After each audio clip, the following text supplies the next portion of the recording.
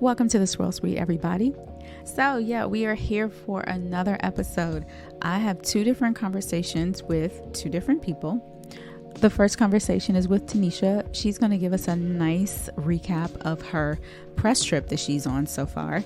And then I have me and Glennis have a conversation with Ken Pettus. He's a sommelier out of New York, and he will give us the full story of how he got started and what he does now. Really quick, we have some exciting news. The Swirl Suite podcast is a part of a network now. We are a part of a Black woman-owned podcast network run by Black women, for Black women, only includes Black women, and it's called the Alive Podcast Network. If you're wondering if anything about the show is going to change, no, everything is going to stay the same. They're going to make a big announcement soon, and you may see our name pop up here and there. But this is a big step for us, and we're excited. So enjoy this episode with Tanisha and Ken. Cheers. So where are you this week? Yes, I'm in Avignon. Well, please tell us about that. So Avignon is the region of Châteauneuf-du-Pape. So I got here this morning, and then they promptly picked me up, and we went to visit 3 vineyards, and amazing wines, all of them. Just got back from dinner, and there was a producer there who brought some wines for us to taste at dinner. So Châteauneuf-du-Pape Blanc, and then 3 different styles of Châteauneuf-du-Pape Rouge, where they're using all 13 grapes. I think we had a 2019, a 2000 something else, and then 2011. Amazing. And when you said using all 13 grapes, like blended together? Yes. Wow. It's 13 grapes are allowed in Châteauneuf-du-Pape. Right. And so they were allowing, Oh man. So they used all of them. And when you say rouge, is that red or is that rosé? Red. Okay. Red. They're known for their reds. They do whites too, and with the whites in the blend, it's usually Roussanne, Claret Blanc, Beurre Blanc, and Grenache Blanc. Okay. Some mashup of those. So I don't think I've ever had a white one. I hadn't before I moved here. And I hadn't. I didn't even know they did whites, because you don't learn about the whites. They're known for their reds. Yeah, absolutely. So to be there and then taste how it's different with, like, you've heard of the galets that that they're known for in that region, but then there are also some regions, some parts of Châteauneuf-du-Pape that have sand, so sandy soil. So there is a difference if you taste one from the galette and then one from the sand. You can taste a difference in the two. One has a bit more acidity, a bit more freshness, whereas the other one has more fruit and that kind of thing. So it was interesting to taste those. What did you guys have for dinner? Lamb was the main course. Zucchini flowers was the I love appetizer. zucchini flowers. And they were stuffed. So the zucchini was like split, and then the flower part was stuffed. What they stuff it with? Cheese. It was cheese, corn, tomato, and something else that I couldn't put my finger on. I was just like, oh my God. Just enjoy everything. That sounds so good. Man. Dessert was lamb. I mean, the main course was lamb and polenta. Yes. And then dessert was fresh strawberries, because strawberries are in season. So fresh strawberries, then a strawberry sorbet with like this, you know how they do that little crisp thing on the top is really thin. Yeah, like a wafer. Like, yeah, but then like it has all the holes in it. It was like that. And so they put that on top. I feel like I can taste everything. It was amazing. So awesome. I'm stuffed and to lay on top of this. But So what are your plans? How long are you going to be there? And what are your plans for the rest of the trip? I am here till Saturday. Okay. We have, I think, 4 or 5 places to visit tomorrow. So I'm going to be running out. Yeah. I'm like, y'all packing this in. And then Thursday and Friday is a conference on vineyards and biodiversity. So that was the main goal of why I'm here, to attend that conference. Because I want to hear more about this, because this is something that's been coming up a lot lately, and I don't quite understand how birds and insects and bees and all of that contributes to biodiversity in the vineyard. And so I want to know about that. And since the conference is in Avignon, they were like, oh, well, let's just get some press people. Let's get some people down here and go through Chateauneuf-du-Pape. And so since I was inducted into the organization for Chateauneuf-du-Pape, they were like, oh, we got to get Tanisha down. So my name got in the hat. Well, that's perfect. And, then there's a woman from India here, a couple of people from Italy, another woman from the south of France. Her and her son work together in some wine projects. And then one from America. Wow. Okay. Yeah. So that conference part ought to be interesting. We tasted today. I went to the winery for Chateau Beaucastel. Okay, I don't know that one. Which is owned by Famille Perrin. And so you probably don't know Famille Perrin or Chateau Beaucastel, but you do know Miraval. Yeah. And they're the ones who make Miraval. Huh. Okay. Got you. So when they said that, I was like, oh, I've heard of that. Yeah. They make that really pretty rosé. Yeah. So nice. yeah, that was it. That's so awesome. I took photos and drank the things. I'll post them. This is why I don't post. Why stuff happens like days later when I post. People are like, oh, post it, the day you do it. It's 11 o'clock. Yeah. I have had multiple glasses.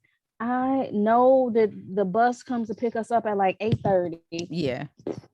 It's tough because people think that these trips are all fun, which they are enjoyable, but they become work at some point because you do have to pay attention and take notes. So you can regurgitate all of this either on your blog or social media. You have to remember these facts. Right. That's what you are there for. Right. Like these people do not sponsor you and fly you or train you, somewhere, pay for all these extravagant dinners, open up these bottles of wine. Just for you to be like, okay, thanks for the information. Yeah. I've learned a lot. No, because Chateau Beaucastel, they were asking him, what is the, he opened in 2019. He's like, oh, it's too young. You need to have at least 10 years on this. And they were like, oh, well, what's the retail of this? I think he said 80. Oh. And I was like, oh, 80 euro. Yes. Oh, that's a lot. I'm like, that's right. And I'm like, that's 80 here.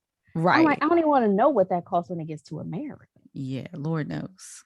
Look, because I'm not going to drink it again for 80. Like, I'm out. I'm out. Okay. Oh, really quick before we move forward.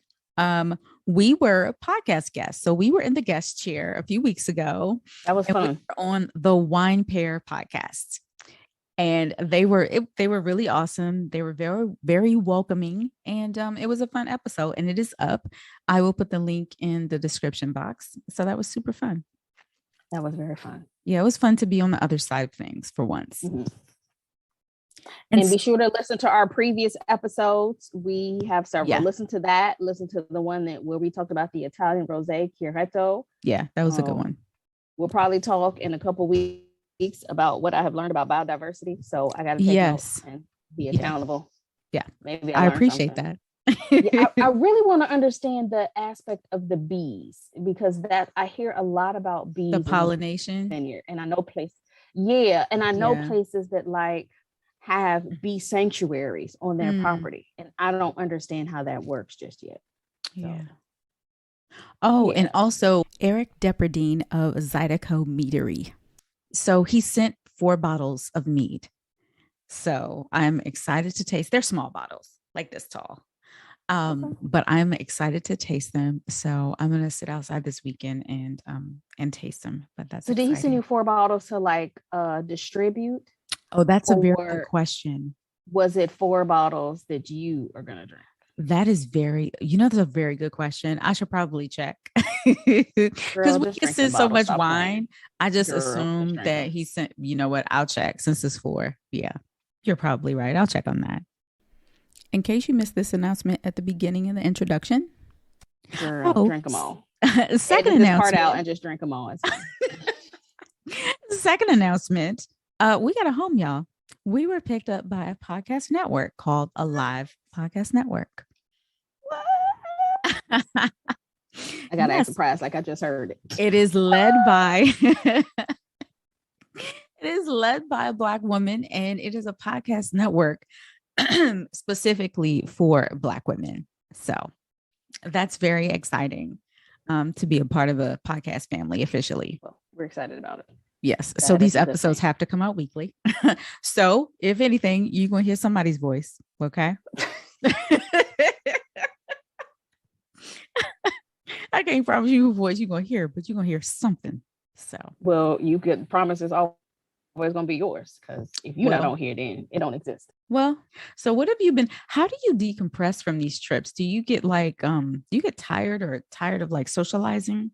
Yes. And I'm slightly burnt out now because, I you just came in back. Italy. Yeah. And then, so it's like, oh, well, you've been back a week. Yeah. But that week was my last week teaching. Mm. And so I had a lot to prepare for that, during that week. Yeah. I had to get the tasting together. I had to get their final lecture and then create their final exam. And then I had to grade it. And grade all of their final assignments before I left, because I knew my time wouldn't be my own. So, yeah, that suitcase is still sitting on the floor of my room. Oh man, with stuff hanging out of it. So, do you have any other trips coming up, or is this like the last one for a minute? No, this is the last one till mid-June. Because I actually have a lot of tastings coming up. Next week is kind of chill, so I can decompress a bit next week. Then the week after that, I'm booked for tastings, tours. And so that starts the busy season. And I'm back in the classroom. I have 6 weeks break from school, and then I'm back teaching, in 6 weeks. Wow. Whatever the math is on that, whatever date that is, I'm back teaching. Well, you know what? Being booked and busy is a good problem to have. So listen, because I remember when no one knew who I was, no one was checking for me. Okay. My bank account was on negative €25, and I didn't have money to get a metro ticket. I remember vividly one time I didn't have money to get on a metro ticket. I was like, okay, I'm about to jump this turnstile. Please don't let me get caught. I got to jump it twice to get to where I'm going and to get back. Okay. I don't have the money. Like, all right, everybody. This is the second part of our conversation with Ken Pettus and Glennis. Cheers.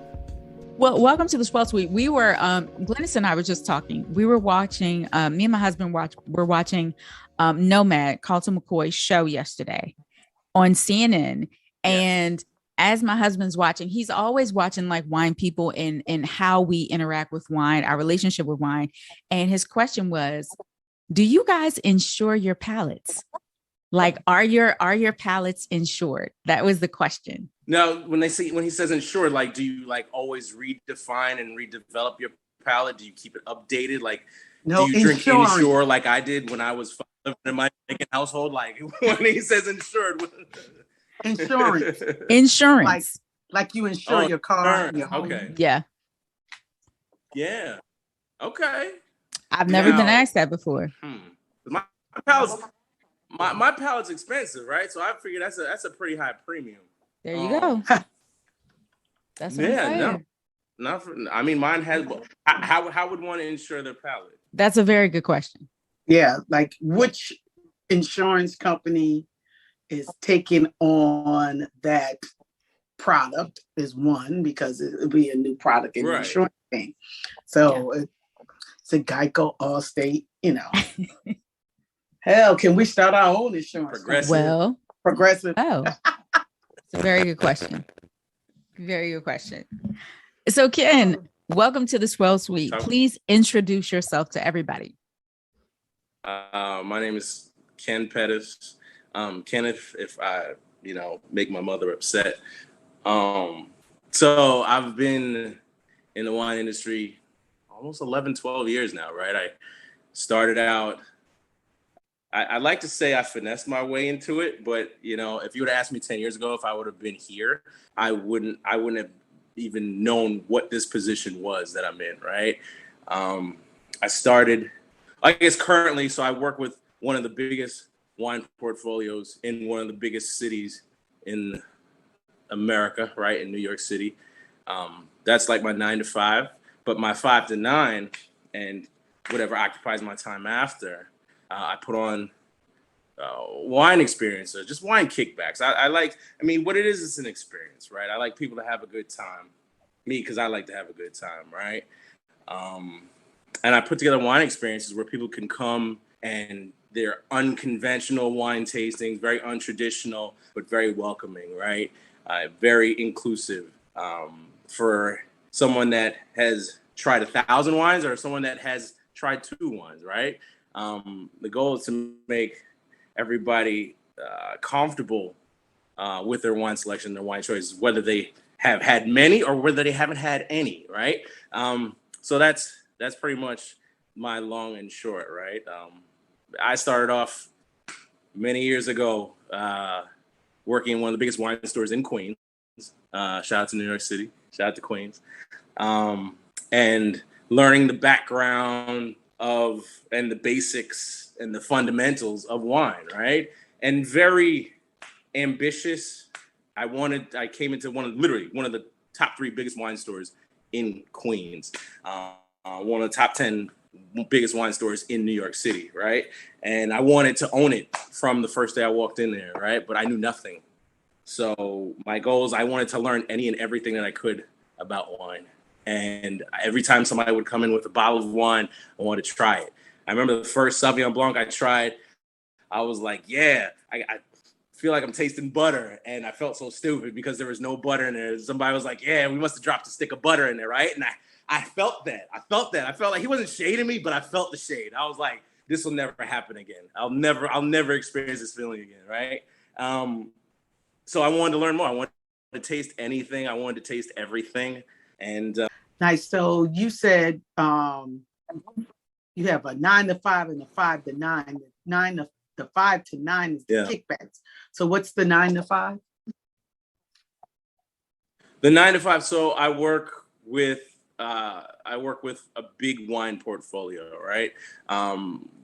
The biggest wine portfolio I know on the Northeast. I'll have to do the research around the world, but I mean, a bunch of wines that do millions of cases on a yearly basis, right? So I work with those in Queens and Brooklyn in New York City, right? I'm pretty much their eyes and their ears, and I'm the consultants for a bunch of not just the suppliers, but for consumers, right? So when I look at things, right, especially in the wine industry, and like when I look at trends and when I look at trajectories, I look at it through a bunch of different lenses because of the experiences I've had in the industry, right? So I don't just look at it through a consumer's lens, right? I look at it through a wine store owner's lens. I look at it through a distributor's lens. I look at it through a supplier's lens. I look at it through my lens, right? So, and that's just from the experience that I've had over the decade plus in the industry, right? So you get a view from a lot of different perspectives, but it makes it hard because it's ultimately what forms mine and my perspective and my opinions. But I've seen a lot, and I've also have experience from the ground, right? For people that are walking into a wine store and know nothing about what they're looking for, you know, and I relate to those people because I was that person at one time, right? So I think that's why I kind of cater my events, and I want to make them feel the most comfortable in these wine events and these experiences where there's 5, 10, 15 wines, and I want them to try them all. I want them to help develop their palate. I want them to know the difference between a Sauvignon Blanc and a Chardonnay, or a Pinot Noir and a Cabernet, right? Like, and that's just like rooted in fundamentals, right? Then we start building those building blocks and getting to those more untraditional, unconventional wine varietals and different regions and stuff like that, right? So, yeah, it's the long and short of it. So what actually brought you to wine? How did you start working in wine at the very beginning? So that's a very fun story, but it's very long, so I'll shorten it up for you, right? So I'm born and raised in New York. I moved to Detroit for 4 years. Shout out to the D. What up, though?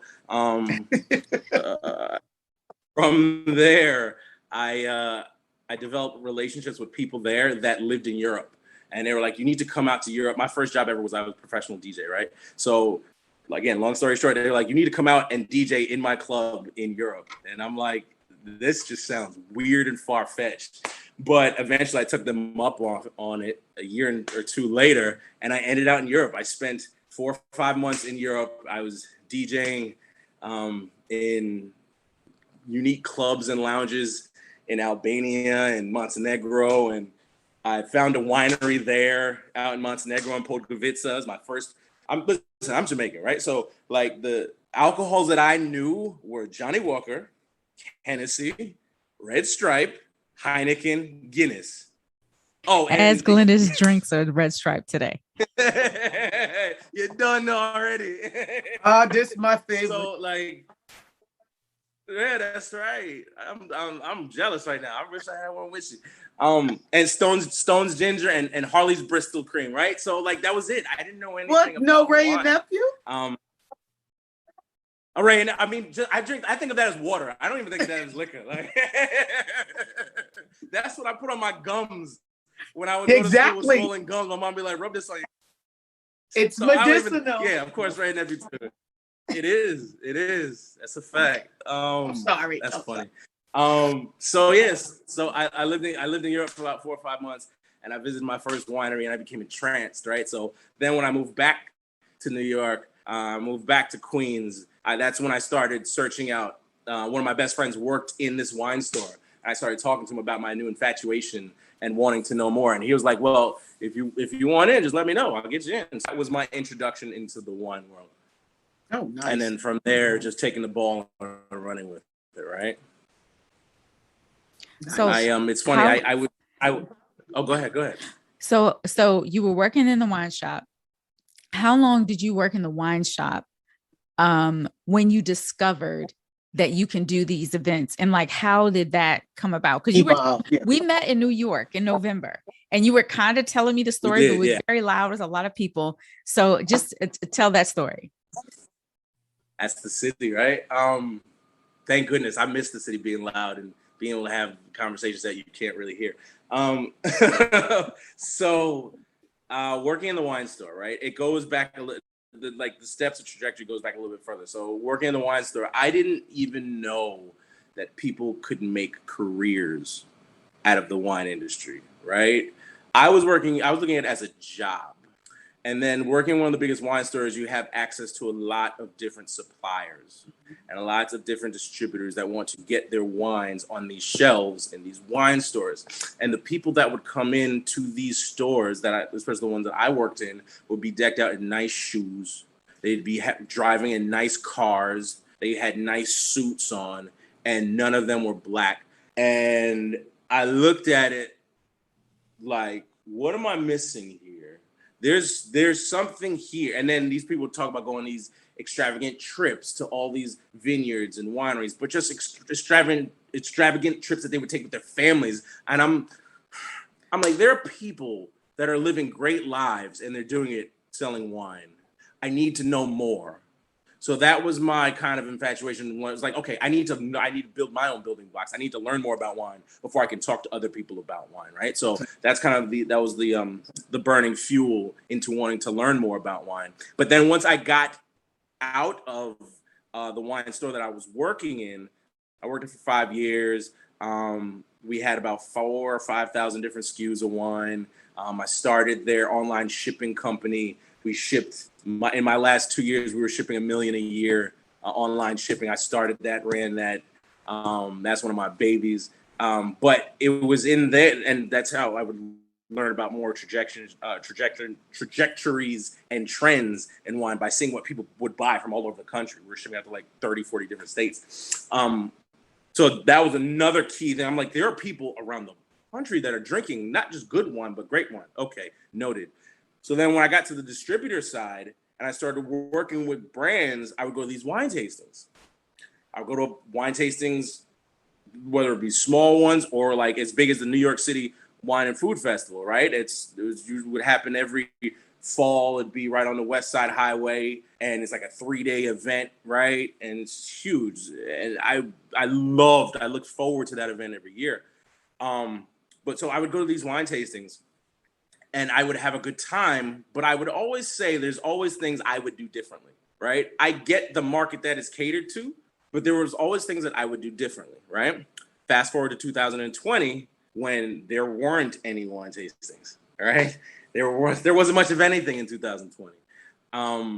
I started to like, I would have conversations with my friends, and I would say how I missed wine tastings. Like, this is the first year in like 8-9 years I haven't been to a wine tasting, and a lot of my friends had never been to wine tastings. Huh. Light bulb goes off. There's an opportunity. Right. There's an opportunity here. I can show bits and pieces of what I gravitated me towards loving wine tastings, right? And wine mixers, but put my own spin on it, right? Mm-hmm. Ingratiate essences that I would want. I literally have the keys and I could do it myself, right? After people were stuck in the house for like 3 months, I told a couple people I'm going to be on a rooftop with a couple cases of wine, right? Just to, it's on a large rooftop, and people were able to be as distant. You could be 20 yards from the next person if you wanted to, right?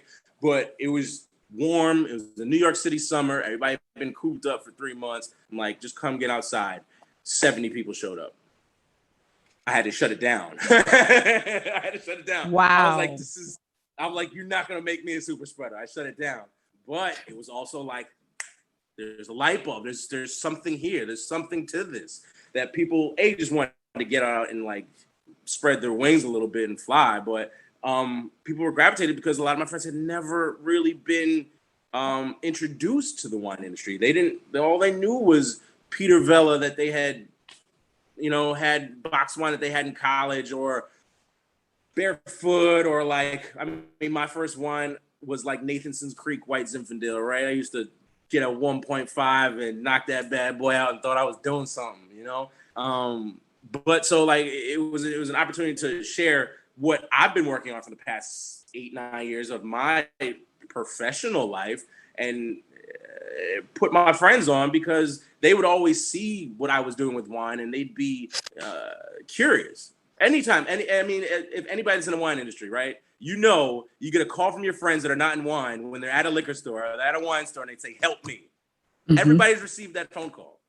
So I said, you know what? I'm going to help y'all, and hopefully help y'all make choices when you're in your wine stores by trying out this wine. If you like it, cool. If you don't, tell me what you don't like. By telling me what you don't like, I can guide you towards this one, and rinse, repeat process, right? So that's kind of how this came to be, what it is today. So what can people expect from your events?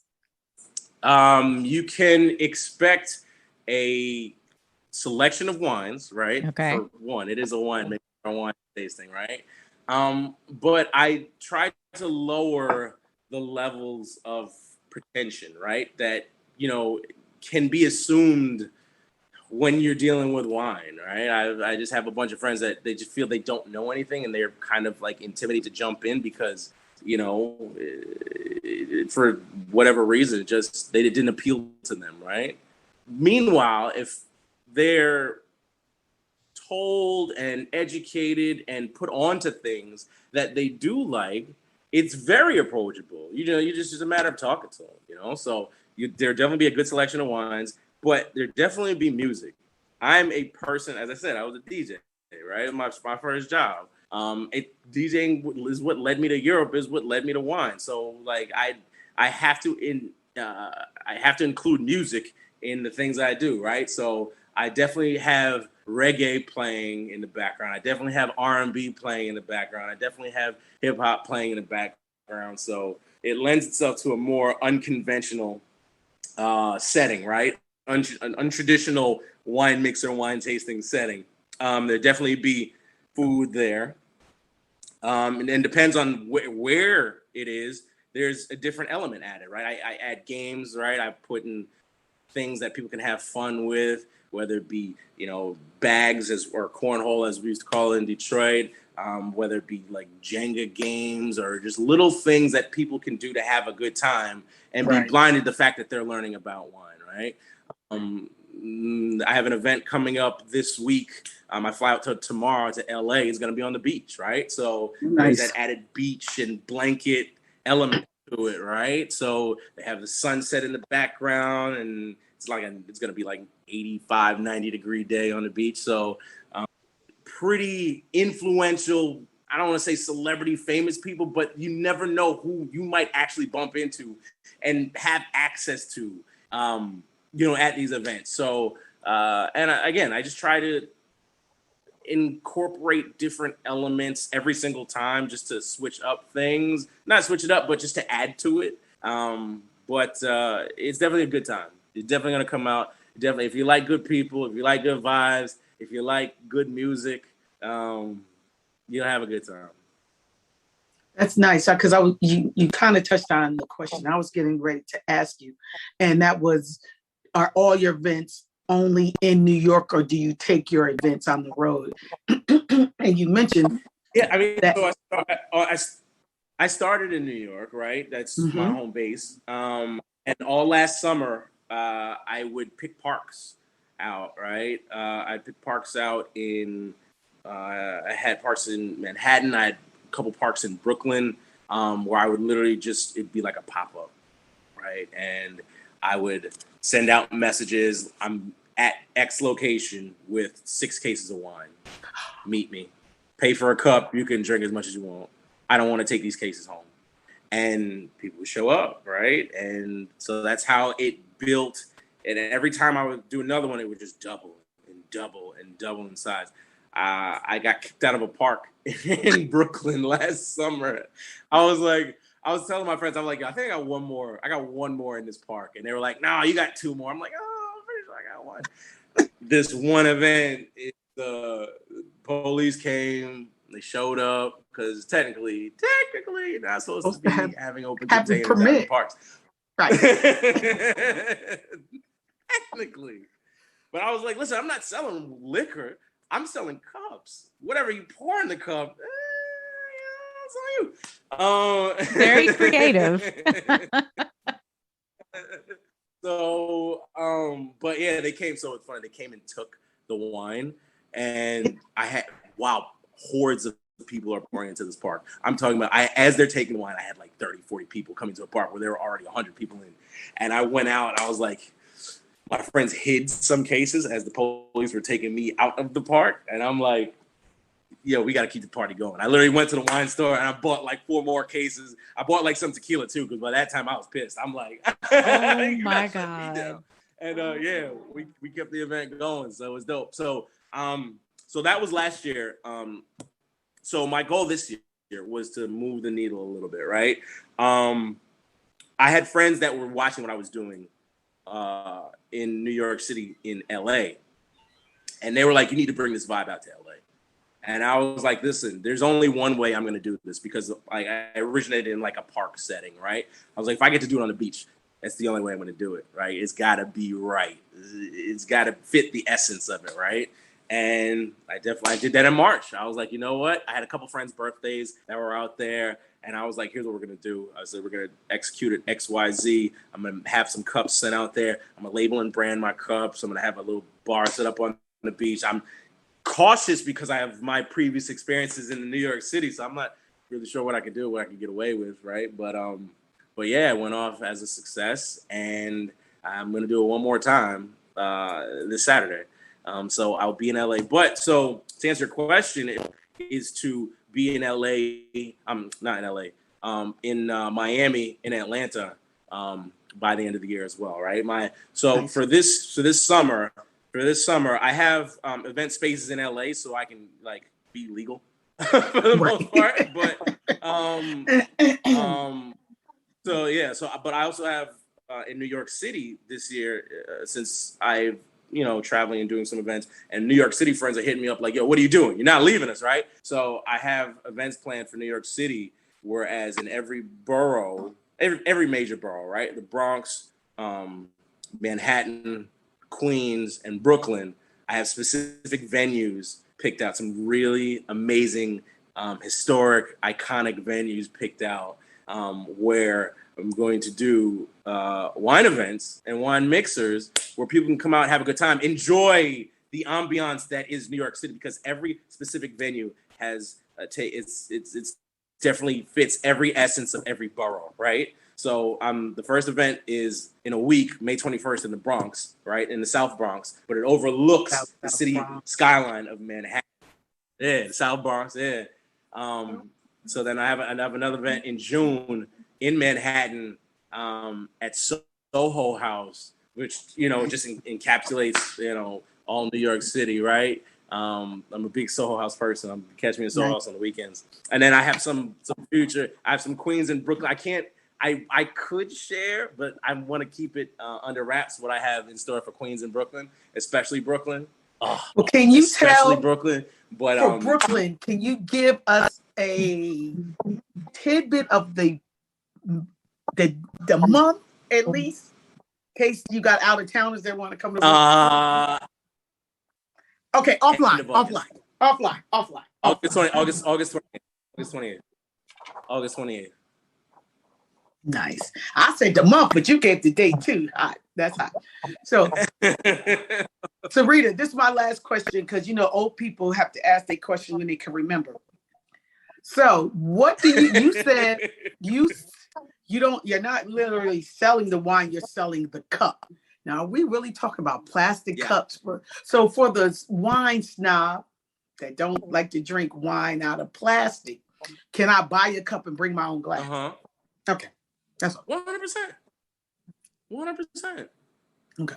Well, if you like it, I love it. I get it. I listen. I will never call somebody a wine snob at all, because I'm a big fan of letting people like what they like.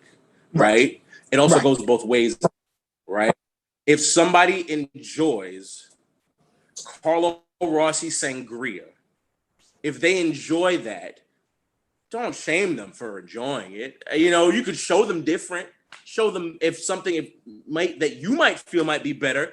Give them the option of trying it, right? Exactly. But if everybody's palate is different, right? So I'll never shame somebody for their wine choice, no matter what they like, right? And I'll never call somebody a wine snob because, listen, my Jamaican aunties, listen, they will not drink a bottle that is not nickel and nickel.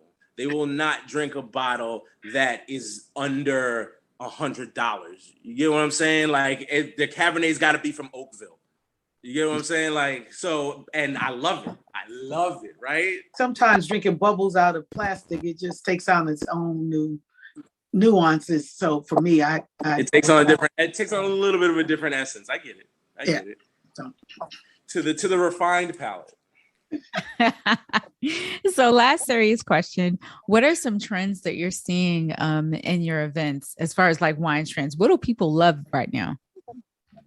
So what's people are asking for, and I haven't. It's not that I've resisted it. When I have the events, I have anywhere from 10 to 12 different wines, and that includes sparkling, right? I'll have a cava, I'll have a prosecco, I'll have a champagne.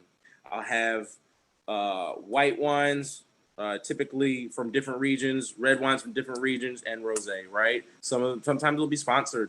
I started working with a bunch of different wineries, but the one thing that I've been asked for that I haven't brought yet is natural wine. People ask about natural wine, and I think that is going to be, again, as I said before earlier, I look at things through different lenses, right? Through different aspects of the industry, and I see two ones, right? So natural wine, but also orange wine. I think whoever is able to distribute efficiently really good natural wine and really good orange wine will be winners in this game, in the wine industry, because I think that is what's holding both of those trends back, is there's not great distribution on either of them, right? But there are people that are looking for them. We have a little game for you. We have 5 people, and I'm going to give you a name one by one, and then you tell me what wine that person reminds you of. You ready? All right. Oh, okay, sure. Okay, here we go. First one, Regina Hall. Regina Hall, I'm going to say, reminds me of like a Chateauneuf de Pape, just very elegant, smooth, silky, velvet, but fire, right? Just classy, but fire. Okay. All right. Next one, Jamie Foxx. Jamie Foxx. You know what? I give Jamie Foxx, to me, is probably the greatest entertainer that we have right now. And I feel that he doesn't get the kudos, or he doesn't get the flowers he deserves. I think everybody appreciates him for who he is and like his presence. But I really feel when you're talking about music, when you're talking about acting, when you're talking about hosting, when you're talking about comedy, when you're talking about just being who he is naturally, and he can appeal to every single demographic and does it effortlessly, like he's versatile, right? So to me, Chardonnay is probably the most versatile grape of the wine world, where it can be different no matter where it's from. But I'll give him like Grand Cru status. I'll give him like a Montreal, like a Grand Cru for Jamie Foxx, for sure. Very nice. Very nice. I love that answer. All right. Third one, Queen Latifah. Queen Latifah, the queen. You and I see why. That's why I'm showing my age by saying you and I see why. Queen Latifah, again, like another very Queen Latifah has done it, right? Whether it's been acting, whether it's been singing, whether it's been rapping, she has established her presence, right? And she's a bold presence, and but I think like everybody loves Queen Latifah, right? I haven't heard anybody say they hate Malbec yet, so I'm gonna go with like a Katina Zapata Malbec, something bold but that everybody loves, right? I love it. All right, Busta Rhymes. Busta. So Busta is one of those big body cabs that my aunts love, straight out of Oakville. All right, last one, J-Lo. J-Lo. Oh, J-Lo. If there was a wine from the Bronx, I would put it. Let's say Corona. Corona's almost from the Bronx right now. No. I'll give J-Lo. I'll give J-Lo a Sauvignon Blanc. But nice. Not a New Zealand Sauvignon Blanc though. I'd give her I'd say a California one, because I think there's a little more tropical notes, a little more tropical fruit to her, and she's still got the pizzazz. She's still working it right, and I rock with J-Lo. And like the J-Lo is, I don't know who her trainer is. I don't know who her nutritionist is, but I just want a version of them that wouldn't cost me $50,000 a year, right? So Sauvignon Blanc would be my J-Lo comparison for sure. Yeah, J-Lo eats no carbs, no sugar, no alcohol. That's why she looks so fantastic. She doesn't have any fun. J-Lo can't be with me.